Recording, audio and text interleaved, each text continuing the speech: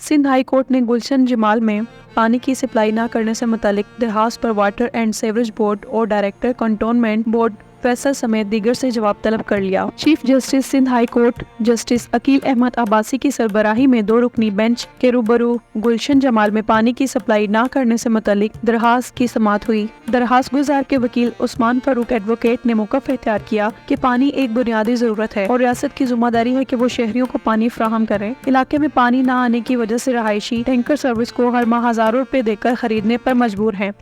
گلشن جمال کے رہائشی افراد ٹیکس ادا کرتے ہیں اور پھر بھی ان لوگوں کو پانی نہیں ملتا۔ متعلقہ حکام کو حکم دیا جائے کہ وہ علاقے کے لیے نئی پانی کی لائن فراہم کریں تاکہ اس مسئلے کا سدباب ہو سکے۔ انہوں نے دلائل دیے کہ KMC کا علاقہ ہو یا پھر کنٹونمنٹ کا، سب علاقوں میں پانی فراہم کرنے کی ذمہ داری واٹر بورڈ کی ہوتی ہے۔ علاقہ مکین کئی سالوں سے پانی نہ آنے کی وجہ سے شدید مشکلات سے دوچار ہیں۔ محتسب اعلیٰ کو بھی اس حوالے سے شکایت کی گئی تھی، لیکن متعلقہ حکام نے مسئلے کو حل نہیں کیا۔ عدالت سے استدعا ہے کہ جلد سے جلد اس مسئلے کو حل کروائیں تاکہ رہائشیوں کی مشکلات ختم ہو سکے۔ عدالت نے کراچی واٹر سیوریج بورڈ اور ڈائریکٹر کنٹونمنٹ بورڈ فیصل سمیت دیگر سے 25 جنوری کو جواب طلب کر لیا۔